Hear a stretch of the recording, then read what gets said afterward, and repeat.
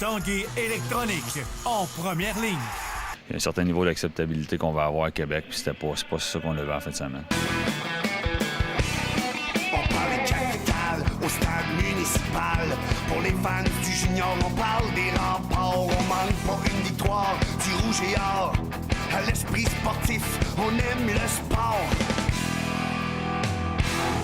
Ici Carl Larouche, bienvenue à l'Esprit sportif. Au menu aujourd'hui, un peu plus tard, le vice-champion du monde de judo, Antoine Valois-Fortier. On parlera également de la X-Men Race. Mais d'abord, comme vous avez pu l'entendre, Philippe Boucher, entraîneur-chef et directeur gérant des Remparts, n'était pas du tout heureux de ce premier week-end pour son équipe vendredi à Sherbrooke et dimanche à Rimouski. L'équipe a été humiliée et ce matin, de retour à l'entraînement, Philippe Boucher attendait ses joueurs avec un entraînement punitif. Stéphane Turcot. Une longue séance de patin, ça épuise, les jambes fléchissent. Fatigué? Oui, vraiment fatigué. Lui, il a eu littéralement besoin d'aide pour se relever. Je m'en attendais un peu, là. Une fois l'équipement levé, la fatigue était encore visible et la poubelle pouvait même être utile. Ah, c'est sûr. Le message est passé. Mais pour que le message passe vraiment, les marches du Colisée ont été ajoutées. Pas acceptable de la manière l'effort qu'on a fait. C'est pas le résultat. Le résultat, là, avec l'effort, il va venir, mais il y a un certain niveau d'acceptabilité qu'on va avoir à Québec, puis c'est pas ça qu'on avait en fin de semaine. C'est un long processus, puis on a quand même une jeune équipe, on a un bon groupe de vétérans. Puis là, c'est ça. Ça fait partie du processus, puis on a appris beaucoup de choses aujourd'hui. C'est pas le résultat des matchs qui m'a chicoté plus que je te dirais l'effort qui n'a pas été constant. Philippe Boucher n'a vraiment pas apprécié les deux dégelés du week-end et c'est pour ça que l'entraînement punitif était au menu. On est mieux de le faire tout de suite, on va l'adresser tout de suite.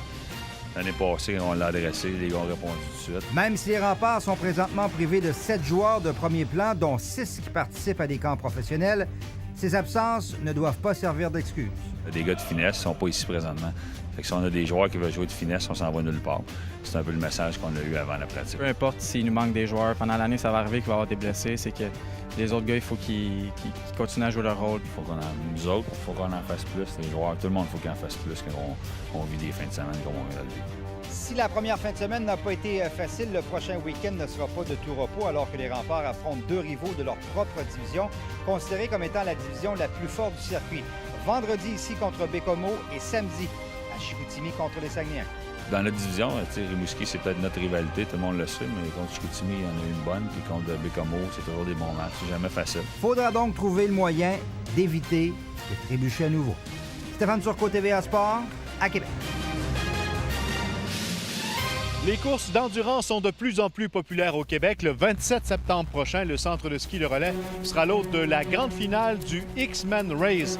Le reportage de Jonathan Fournier.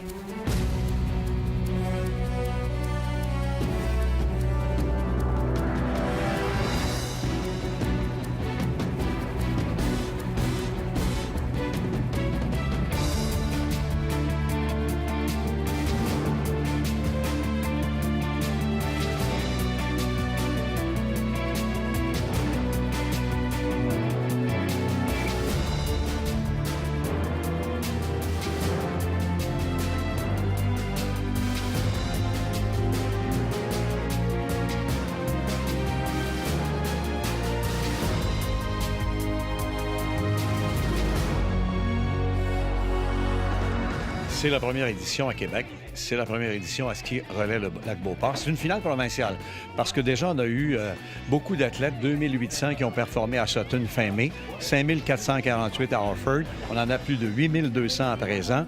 Et dans la classe élite, c'est celle qui prend les départs à 9 h, comme le samedi matin 27.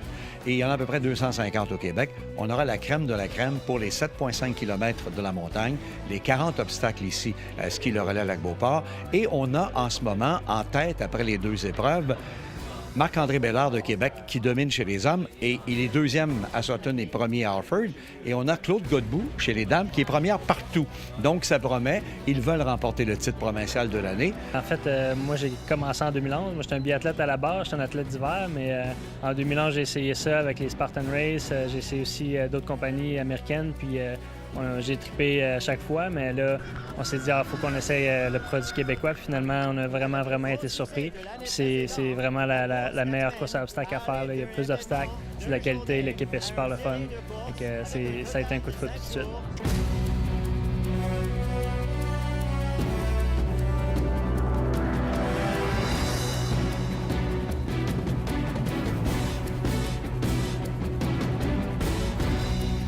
Tu t'es découvert une passion pour ce genre de circuit? Ah oui, certainement. Là. Ils sont notés à nos calendriers, puis on va faire sûr de les faire à chaque année là, pour l'avenir. Comment tu te prépares pour la course, la finale à Québec prochainement? Je sais que c'est au relais, donc c'est relativement coûteux comme les autres qui ont fait à Sutton et Harford. Donc ça va être beaucoup de courses à pied en montagne, des terrains accidentés aussi.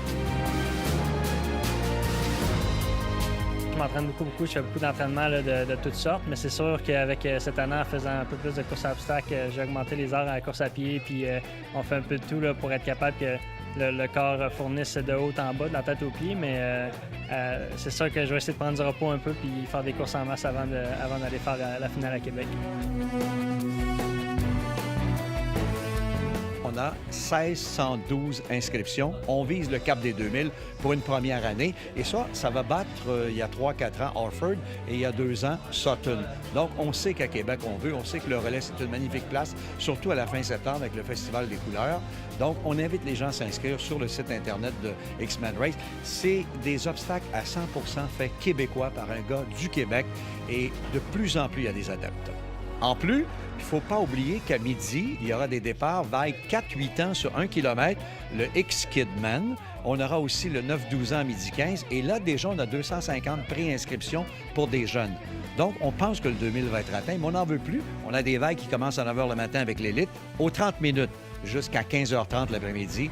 Il faut profiter de la montagne, il faut profiter de ces obstacles parce que vous avez la corde, vous avez les pneus, les ballots de foin, les conteneurs, vous avez les barbelés. Allez voir sur le site X-Men Race, vous avez le vidéo et c'est quelque chose. L'élite, ceux qui vont faire, regardez par exemple, Marc-André Bédard, c'est 1h04 pour gravir la montagne, 7,5 km et les 40 obstacles. Une dame élite comme Claude Godbout, c'est 1h17. Mais vous et moi, c'est 1h30, 2h, 2h30. J'ai un couple. Et il faut que je le rappelle à Harford, les gens ont fait 5 heures ensemble. Ils ont pris le temps, des passionnés. C'est à vous de décider. C'est à vous de vous amuser dans la montagne. Et je peux vous dire, quand on arrive là, ça prend une caméra parce que les gens en ont plein le tout panier.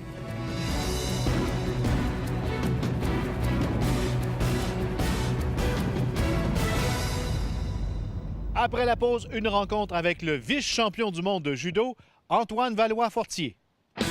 On revient dans 3 minutes 30.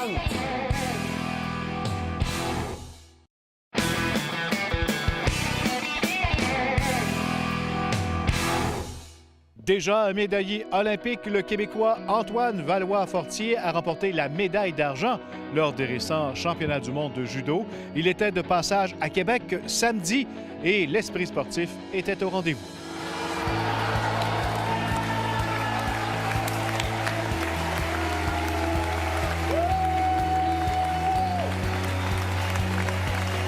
Antoine, avant de revenir sur le championnat du monde qui a très bien été pour toi tout dernièrement, on va se téléporter il y a à peu près 2 ans à Londres. Tu es revenu avec une médaille de bronze. Comment s'est porté ton après-olympique?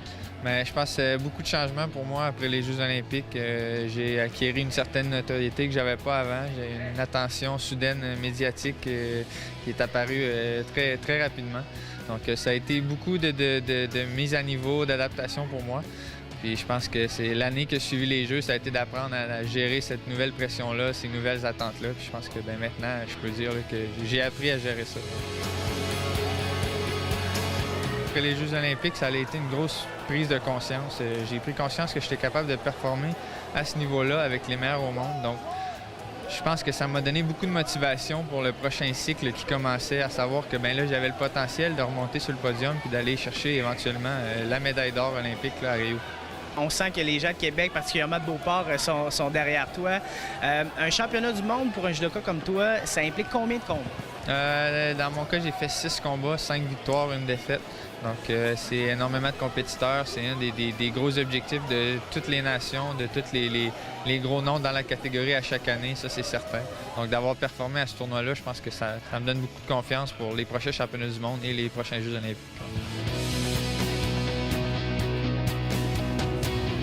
Mes 3 premiers combats, c'était des adversaires de très bon niveau, des gars dans le top 40 au monde. Puis, mais je pense que les quarts de finale et la demi-finale, c'est vraiment des combats qui ont ressorti. Donc, quart de finale, le numéro 3 mondial du Brésil, un très bon adversaire qui m'avait battu auparavant. Puis la demi-finale, c'est champion du monde en titre, numéro 2 mondial. Donc, ça, c'est vraiment 2 belles victoires qui vont rester gravées dans ma mémoire. Puis en finale, là, je ne pouvais pas demander mieux. Donc, le numéro 1 mondial, malheureusement, cette fois-ci, c'est pas moi qui ai fini gagnant, mais je pense qu'on travaille déjà à trouver la faille pour les prochains combats. Les objectifs sont déjà fixés assez élevés pour la saison prochaine? Ouais. Pour le moment, du repos, donc je me repose un petit peu. Le retour à l'entraînement doit se faire très bientôt, là, de manière progressive. Je pense que là, les joueurs en retour à la compétition va se faire d'ici décembre. Mais les objectifs, là, ça reste là, les gros événements, les championnats du monde, les Jeux olympiques. Ouais. Tu es maintenant un Montréalais, tu t'entraînes au Stade olympique, les nouvelles installations, un petit tour à Beauport une fois de temps en temps? Ben oui, c'est très important de revenir à la maison. Donc, on m'a donné l'opportunité de venir là, dans mon club d'origine passer une journée. Donc, ça me fait toujours énormément de plaisir et énormément de bien revenir ici. Là. Donc, très content d'être ici. Et on sent que tu es reconnu. Ces jeunes yeux savent à qui on a affaire. Je pense que les gens ici sont fiers. Il y a mon visage décroché un peu partout. Donc, je pense que les gens sont bien fiers là, de ce que j'ai accompli cette saison-ci. Félicitations pour ta médaille. Merci beaucoup. Les Diamants de Québec accèdent à la grande finale de la Ligue de baseball junior élite du Québec. Lundi soir, à Repentigny, les Québécois l'ont emporté 10-1 lors du 6e affrontement de la série face au Royal. La victoire est allée à l'affiche de Brian Bardy, qui a lancé 2 manches et 2 tiers. Il a alloué 3 coups sûrs, sans toutefois permettre de points. Les Cardinals de LaSalle seront leurs opposants en grande finale. Cette série débutera jeudi soir, 19h30, au Stade municipal de Québec, pour ensuite se déplacer au Stade Éloi Viault de LaSalle samedi en matinée. Pour les Diamants, il s'agira d'une première présence en finale depuis 2011, année où ils avaient remporté les honneurs. Voilà, c'est tout pour l'Esprit sportif. Je vous rappelle que si vous avez des idées de reportages à nous soumettre, vous pouvez maintenant le faire. Écrivez-nous à l'espritsportif@tva.ca. Donc, à demain. Bye-bye.